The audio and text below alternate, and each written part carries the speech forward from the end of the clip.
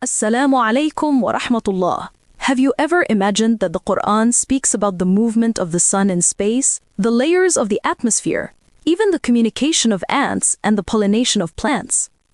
These are facts that science only uncovered centuries later, but the Book of Allah mentioned them with astonishing precision, standing as a testament to the greatness of divine revelation and the timelessness of this religion.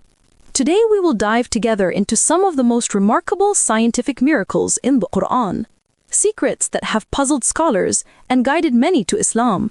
Stay with us until the end. And if you believe the Qur'an is miraculous for all times, type Qur'an in the comments. One of the miracles that captures attention is the Qur'an's mention of the meeting of the seas. Many of us have heard about this phenomenon, but what is its scientific reality?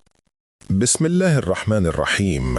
When two seas meet, each has its own distinct characteristics: salinity, density, temperature, and even color.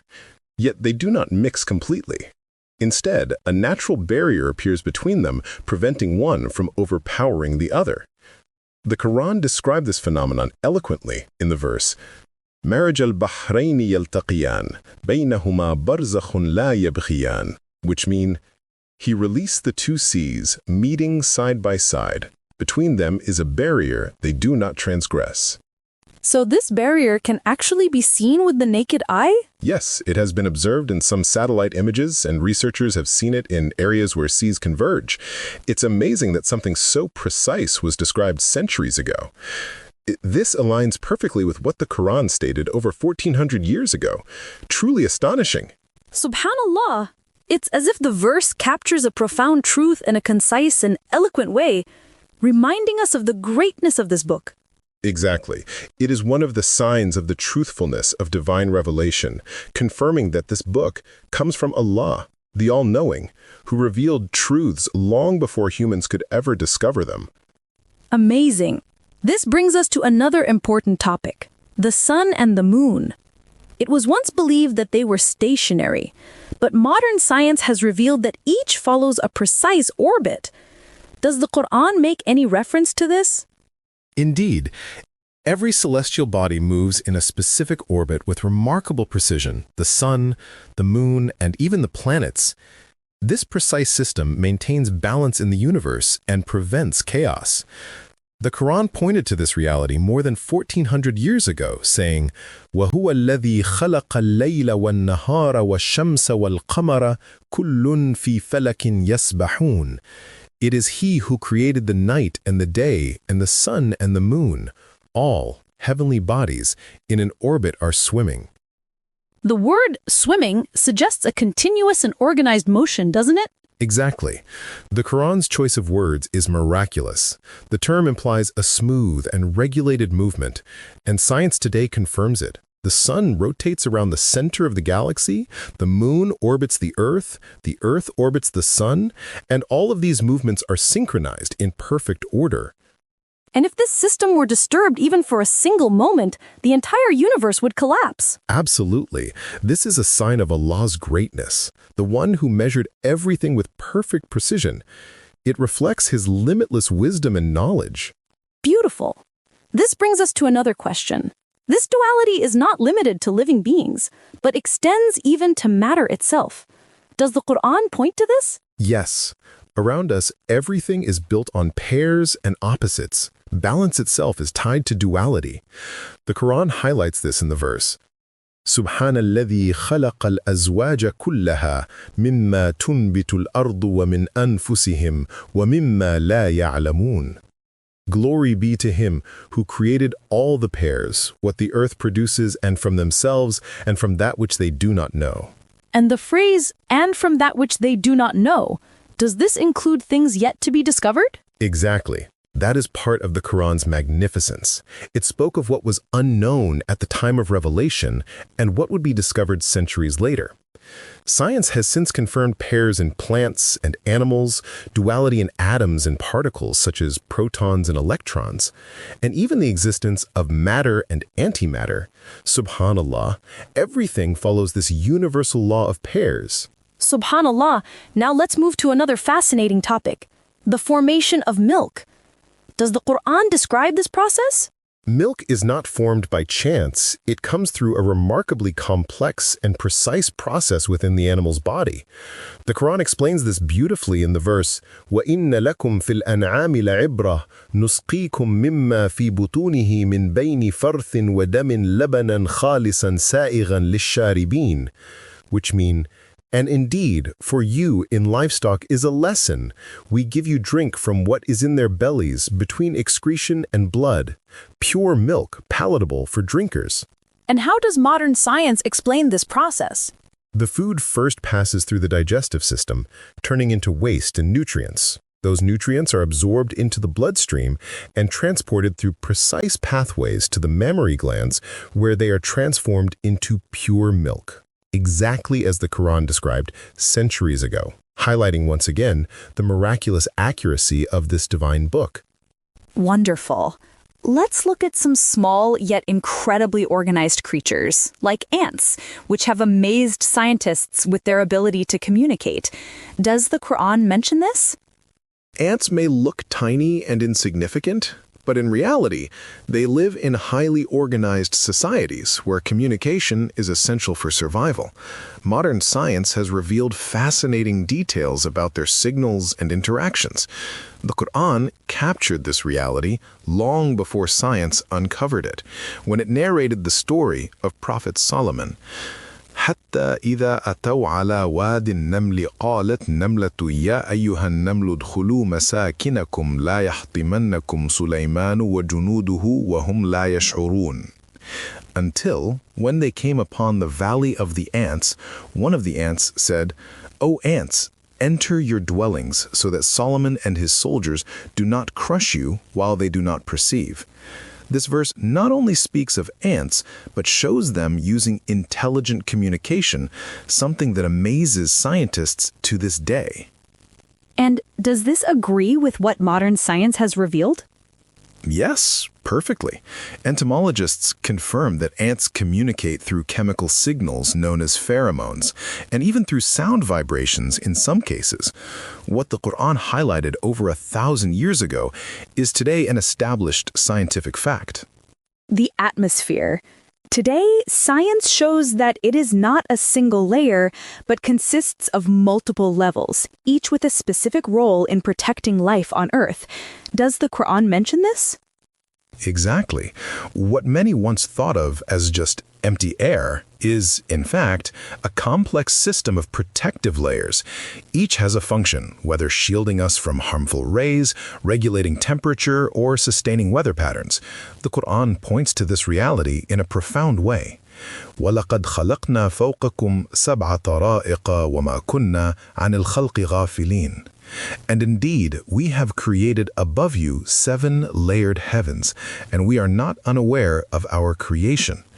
The word tara'iq, layers, conveys this idea of gradation long before meteorology explained it. And how do scientists interpret these layers? Science today describes multiple layers: the troposphere, stratosphere with its ozone shield, mesosphere, thermosphere, and others up to the exosphere.